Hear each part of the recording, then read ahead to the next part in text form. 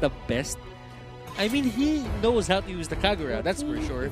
But there are a lot. Number 3, yeah, exactly. First ban, they're both running the risk and forcing each other, pushing each other's buttons. Oh, wait. Brody and Natalia, supported by Bren and Selena, the cogs are turning, the cogs are turning. They pretty much aware of what they need to get for this, and that's going are going to be the optional picks that I was thinking of. But initially, I was thinking maybe they avoid the Utah with the support and Carl Tizzy as their jungler now. That's lunge, and then get to our backline. Bren Esports, they need to thread. So viable right now, especially in the grand scheme of things. Like What their final pick is going to be.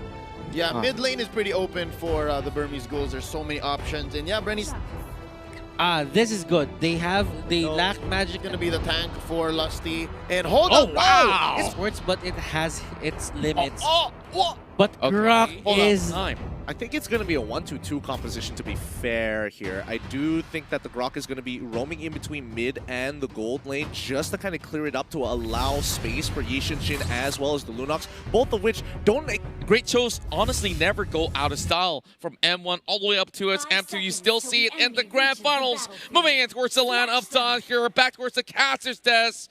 And we will be moving in for game number 5.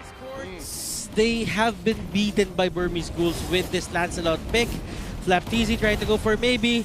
Does maybe have the flicker? Yes, he does. Poisson's here by Flapteezy, not going to be putting a beat on anyone. Nice flicker in. That's going to be 2 knocked up. And Flapteezy pulls the double. That's first blood. Make it a triple. They trade out Flapteezy and Few, but is it going to be worth it? Because Flapteezy's still alive. Phantom Execution keeps him alive. And there's a triple for the Prodigy. The turtle still stands. It's only D here up in his own lane. Which I gotta give it to Kaltisi, and as well as Lusty, that 3-man G Kundo literally enabled Kaltisi to get so far ahead. And Lusty, that's gonna be a trade-off. Hold up, Lusty pulling a Leo Burby himself. That's gonna be maybe blasted down. Another for Carl Tizzy. Thank you so much. Bloodlust Axe would do, but you're not as tanky as you think sometimes you are. Oh no, maybe he's taking way too much damage. He gets absolutely pinned down there. Even with the Smart Missile, it's not going to be enough. Ruby DD is going to be the next to fall under the hands of Lusty. Great setups coming all across the board from Bren Esports.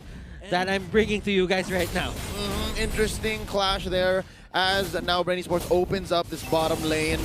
It's gonna be Kid. Oh, knocked up with the Way of the Dragon here by Lusty, and he's gonna be able to dash out maybe in D, lacking damage still.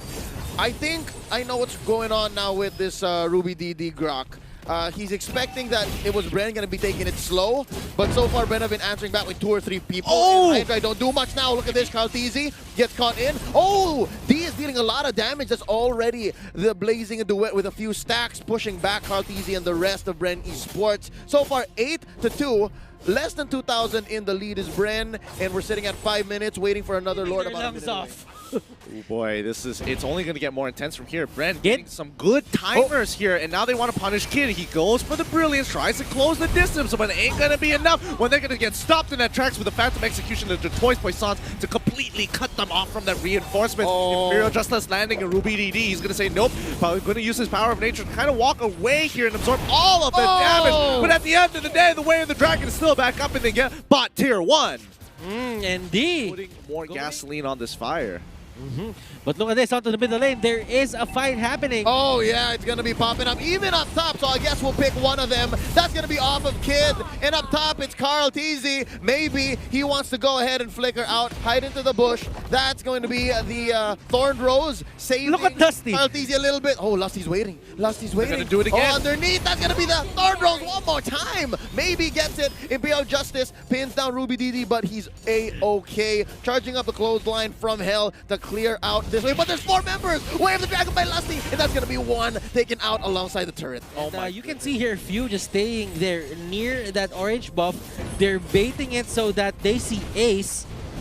And look at this. Oh, the orange buff invade has turned into a full-on fight. Feathered airstrike here by Rebo, and now Ace wants to find some prey. Kid getting blasted down. Few gets him, but they trade out. Maybe gets the kill, 1-for-1 currently. Nice ejector to save D, and Ruby DD wants to go clear the waves. Flapteezy maintaining the pressure. That's gonna be the disengage. Hold up! No, D wants more. Flapteezy rolling out.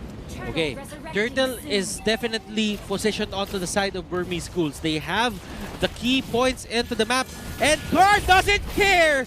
He just goes in. Look at this. Way of the Dragon and the Feathered Airstrike. Oh, that's 2 down. Automatic for the Doctor. He's looking for another patient. Wings by wings up. Lusty gonna be knocking up Kid. Where is you going, son? It's going to be a chase, and I think he's gonna survive. He's just waiting on the Order of Brilliance. They're gonna let go. That's the last turtle of the game. Ruby DD still alive. Keeping him up is the Ancient Blessing. So far, so good. Burmese Ghouls good at keeping damage control in check. And now at 9 minutes, how long, Gideon? How long until one of their cores, D and Ace, can just come out and pick them up from here? Look at Few here just picking up those 3 armors, and look at this.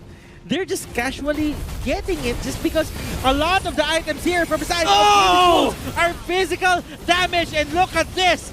Ace going in. He gets the kill. Carl will be the first pickup, and Bren ESPORTS, they might bow out of their first fight, but Flap still regening. I was going to say that might have been the first plot twist. But at the end of the day, it's all about that scaling. Burmese Ghouls, if this is the best that they can muster, they're going to have to make it work. Yeah, at some point, those casual armors are going to be expiring, and now Rebo gets picked off from the back line. Flapteasy running for his life. He's going to roll out, and that's going to be an ejector onto Few, plus the Imperial Justice, keeping him alive. And now D taking his best here, doing his best to deal damage and back out. So far, so good. Another pick off by Burmese Ghouls. Oh my goodness. Wow, Mount Shocker keeping them in place. Can Ruby DD come in with a wild charge? It is off of cooldown. They go for the conversion. Wow, Burmese Ghouls back in here, closing the gap now just under 2,000. Bren ESPORTS need to be very careful on those brushes. Bren ESPORTS rather.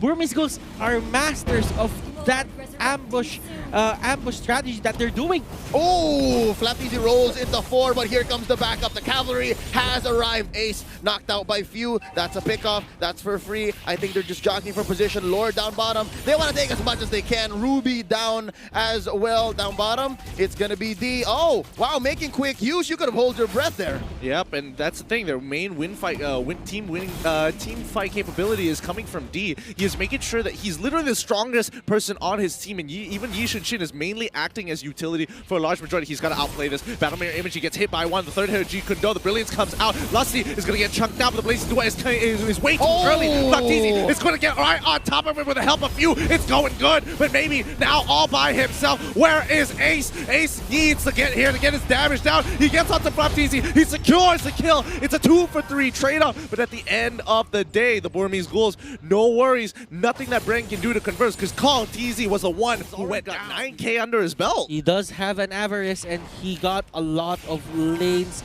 on his side. Oh, another fight occurs though, and that's Ruby DD getting caught out. Way of the Dragon onto the Grok, but it doesn't last as long given he was next to a wall. All right. So far, Burmese Ghouls are getting better at this. Oh, nice ejector onto Few. Few gonna be dashing out, and in comes the Blazing Duet into the back line. Few goes down, Kid gets the kill, and now Flapteasy looking low. He's not gonna be saved by the Turtles Poissons. That's gonna be 2 for free, going to the Burmese Ghouls. Rebo pushing them back. This right here is all that Bren ESPORTS can do. Slowly but surely, we're entering the end game, and Burmese Ghouls, once more, we mentioned earlier, they have the late game in the bag. Pull the trigger, and that's what they want to do. Waste the ultimates from Bren and get a free fight as they do it again once more. They're trying to bait Bren into something they don't want to take. Ooh, Carl TZ gonna use a Cyclone Eye here. Oh no, Ace confirms the Lord take. Nice combo here. Oh, the shutdown immediately onto Carl TZ. That's 2 for Burmese Ghouls. That's none for Bren ESPORTS. Do mind you, the Lord has already been taken here, and just like that, Bren ESPORTS came into the fight fresh, but they lost nonetheless. Burmese Ghouls showing us superior positioning and target prioritization. And this is where Carl TZ really just wants to get the kill on D, but D has the Wind of Nature. Now, Feathered Airstrike is going to play a huge role into this defense. Well, he's going to push on forward, and inevitably it's going to be okay. But right, they got a big shutdown onto Kid, which is great. But Kid isn't the main target here. Yes, yeah. It is a constant source of damage and forcing a lot of itemizations from Bren to go into magic resist. But at the end of the day, if they don't take out D, it's going to be a problem. And not to mention, Ace is starting to catch up in that target prioritization of becoming a huge problem. Few tries to go for the Imperial Justice. Is not looking good to here for the rest of the team. It's going into the back line. They're trying to make it work out, but Ace, he's on the run. Yishin Chin is probably going to go down, but Few, he doesn't actually get him. He's able to dash out of the way, the Traceless, and is able to come up in time. And D is absolutely gigantic, taking out 2 members single-handedly. And you can see that Kaltizi does not want to be a part of so important to the team. That Wave the Dragon is going to be a make it or break it. Look at this turtle. Look at this Lord, rather. Yep. There's the Luminous Lord. He's up. Kaltizi picks up an Immortality. Now the fight is broken down. Flaptizi, Puissance after the ejector. We're taking it slow because I know that both teams don't want to pull the trigger here willy-nilly. This is going to matter. Whoever gets out of this, whether by a big margin or by a very small trade. Oh, hold up. D gets caught by the Imperial Justice. That's going to be the starting punch here from Bren ESPORTS. And oh, they burst down 1. That's going to be Rebo taken out. They're not looking for anything else. A trade. Where do you find it? Few going to be flickering out. They've already split the pie here, and now Flaptizi destroyed by maybe 2 for none so far, and Few is scared of Ruby DD. This is where Ruby DD wants you. Few forced out of his base. He cannot join the defense. Ruby DD doesn't want to take him down here as much as possible. He just wants to not see him recall back to base. Oh, that's going to be the Immortality popped onto Carl Easy. Oh, not even the Phantom Execution or the Thorn Rose will save you, ladies and gentlemen. Lusty is the last to go, and that's going to be Burmese Ghouls taking game number 4. Oh my goodness, thank God that this is a best of 7, because this really is a great adaptation, and overall the Burmese Ghouls managing to punch back, and they need that momentum back. Bren, they need to get that momentum, because once you see them run out of gas here, the Burmese Ghouls, they start sniffing out, and they will brick wall you until you just kill yourself of frustration. Burmese Ghouls